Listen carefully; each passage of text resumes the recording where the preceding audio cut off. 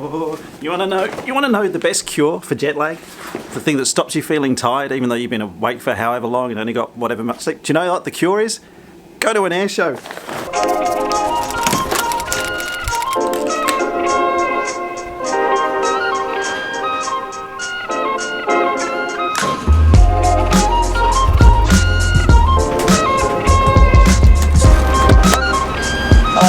Off to the airport, please. Well, after 36 to seems like 3 years worth of flying to get here, 4 flights, all that travel, we're finally here, guys. Welcome to Lakeland Airport, the home of Sun and Fun, and for 2018, the Sun and Fun International Fly-In and Expo.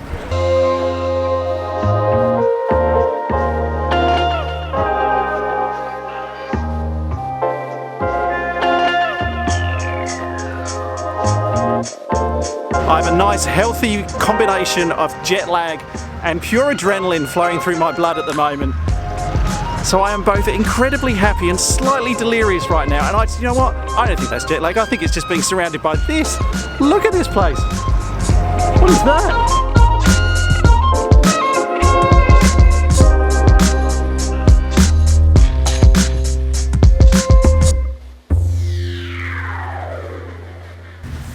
So I probably need to give some context to all of this. There's a bit of a background. So I've been interested in aviation since I was a kid. I remember my dad used to take me to the Biggin Hill air show. The red arrows would fly, the Vulcan used to fly over the top. It was an amazing experience and it was just like such a celebration of aviation. And as a kid at the time, I just soaked this stuff up. I absolutely adored being around airplanes, and I realised at quite a young age that if you're going to have a thing in life, aviation was probably my thing. Now I've also talked on this channel about how I didn't actually turn that into a career, and I'll link to another video up here called I'm Too Tall to Be a Pilot, and that video explains a bit more about why I didn't get into commercial aviation, or in my case military aviation, when I was a kid. Side note, it's what, 9 o'clock in the morning and the sun is fierce. That's better. So air shows have been in my blood since I was a kid. I've always enjoyed coming to them, but I did want to have an opportunity to see if I could just get a little bit closer to the action, especially now I have a reason, which is you guys. You're giving me a reason to really push myself, and so I can share that with you. Hang on one sec.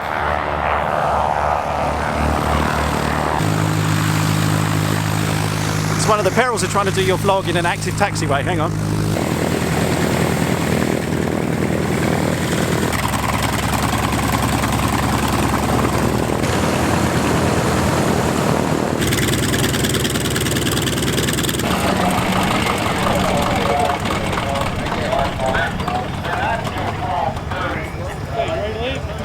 Well, talking about getting close to the action, can't really get much closer than that.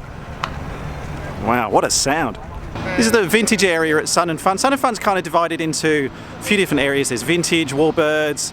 I'll go through all of the different areas in more detail later. This is vintage. There's a couple of Yak 52s here. Now, one thing I want to do over these vlogs as well is do some shout outs, because I want to grow the aviation community here on YouTube. This is a big thing for me. This is one channel that you're watching now, but there are hundreds of others, and there are brilliant channels that cover so many more subjects that I ever could. So I saw the Yak 52, my first shout out, my first Airshow Shoutout. Oh, I need a title. It's time for Airshow Shoutout. I'll work on the title. My first airshow shout out is to Lauren from Lauren Airshows. Now she's a display pilot in the UK. I met her once before a couple of years ago. The things that she does in her pits aerobatic aircraft is insane, completely insane. So you have to watch it. And I know she flies a Yak as well. I love these planes. This is a Cessna 337. We've actually got one of these down at Latrobe Valley I've seen down in Australia before. Main difference with this compared to other Cessna aircraft, it's a twin, but it's a push-pull. It's got a prop at the front, but it's also got one at the back as well, and they're in line with each other. So instead of two engines, now they're also moving this aircraft in front of me, so I just need to stand up.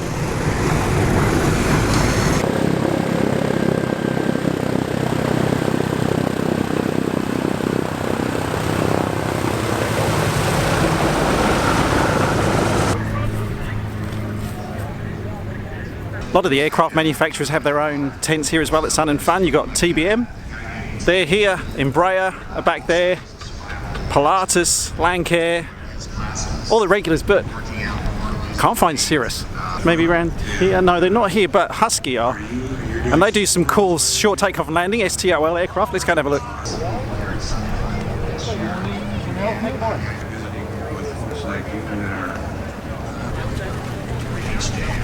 Yeah, I'm not quite there yet. It always takes. Yeah. I think we're getting close. Yay! So this is when you start to get really fancy in a Cirrus. SR20, SR22, SR22 Turbo. But if you really want to show off, strap a jet to it.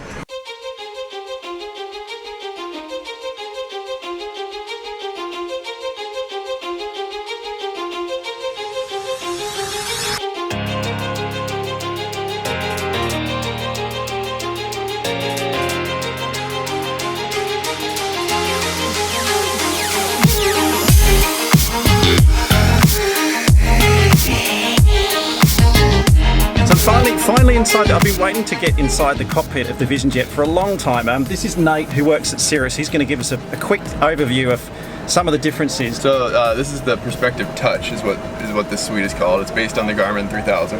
Yep. So you have touch screens here, and they control your PFD and your MFD versus with the SR22. There's a center stack which you control everything with, right? Yeah. So you can really just swap frequencies there. COM1, COM2, your transponders over here, so it's all touchscreen. You may see here the autopilot looks exactly this looks familiar. The same, and it is. And that's by design. The positive transfer is just it's all over the place. There's the side stick with the same trim. There's the flap lever, which is the exact same. So still 2 stages of flaps, correct. The same, 50 and 100%. It's really just designed to be like I said, a step up, but keep it simple for the 1,000-hour pilot who's looking for the next thing. If I did want to upgrade to the Vision Jet, so do you guys help out with the transition training process as well? Yeah, so it's actually a type rating for this airplane. Right. So it's about a 10-day process where you go to the factory with our instructors, and you learn all the systems within the airplane, and that's kind of the beginning, right? And then you learn all the avionics. And before you even go on a flight, and that culminates in a FAA check ride, with an examiner.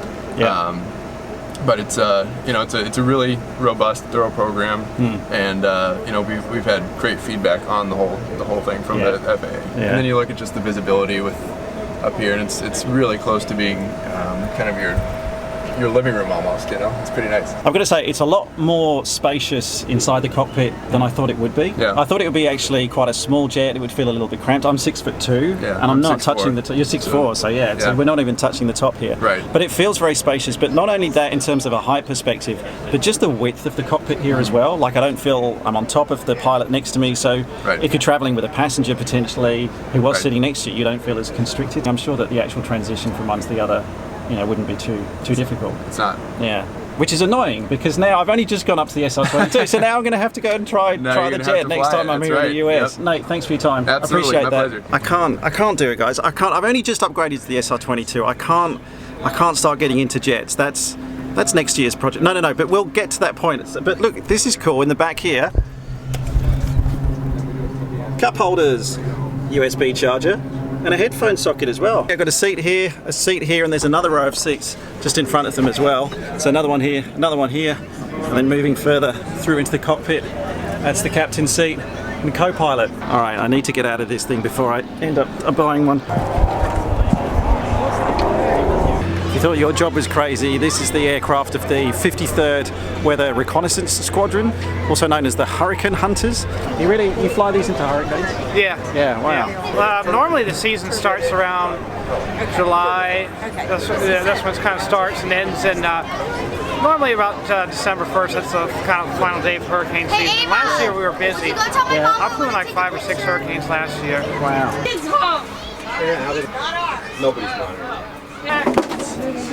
Thank you. This is the light aircraft section of Sun and Fun. There's some experimental aircraft, some gyrocopters, quite a few of these smaller tail draggers as well. This company, Kit Fox, This is their Kit Fox Speedster. It's a 180 horsepower tail dragger, which reminds me, it is time for my second aviation shout out of the day. My next aviation shout out is for Trent Palmer. If you don't follow Trent Palmer already, make sure you subscribe to him. I'll link him below as well. He flies a Kit Fox as well here in the US, and he produces some awesome YouTube videos. He's got really, really good cinematography skills. Definitely go follow Trent. Is that YouTube? Yeah. I'm just doing a piece about... What's up? How you go? What's your name? My name is Kyle. Kyle, I'm Steph. Nice to meet you. Nice to meet you, mate. Are you flying? Well, yeah, I'm flying the blue one. Yeah. I got another pilot in it right now. He's gonna take someone up. Have you got your own channel? I do not. You do not? I should probably start. You should. You're in aviation and you like YouTube. You should have your own channel. Yeah. Nice to meet you. Nice to meet you. Take care. Cheers. What a nice guy. Subscriber to the channel, fellow aviator, and giving out rides at Sun and Fun.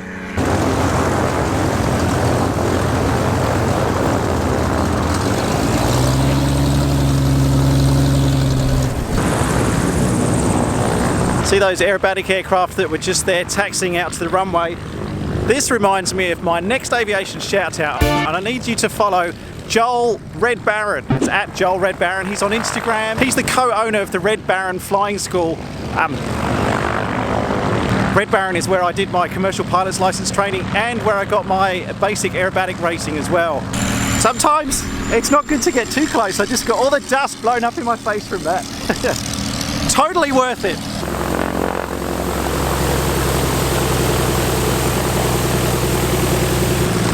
And fittingly, Joel, if you're watching, that was for you. I know you used to fly one of them.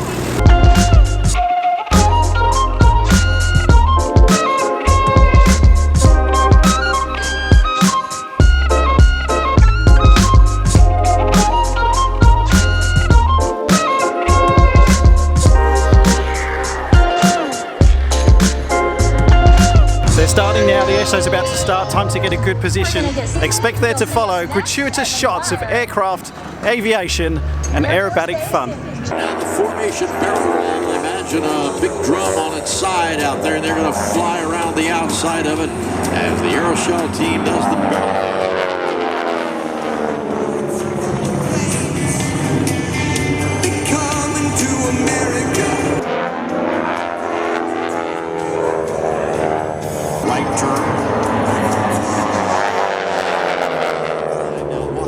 Over the top, he's going to call smoke on, ready now, and watch as they go.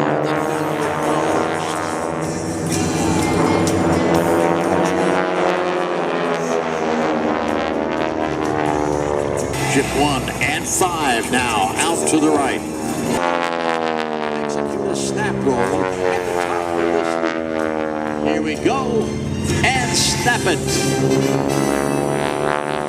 There he goes, changing in the formation.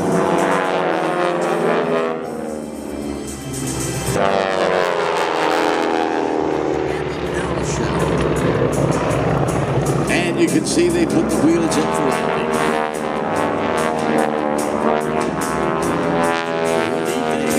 On the taxiway, show you a little bit more about what they are capable of doing. That was so good.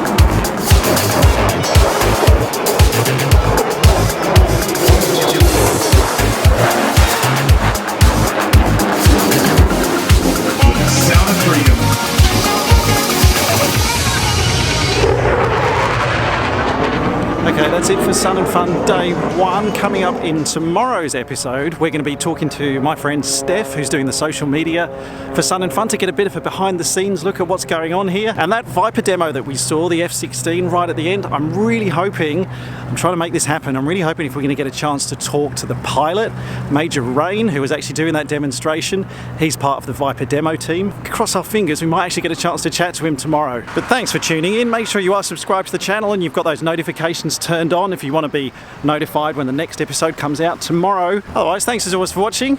Hope you enjoyed Sun and Fun Day 1 with me, and I'll see you tomorrow for Day 2. For today, ladies and gentlemen, Rob Ryder and Dave Kine been up here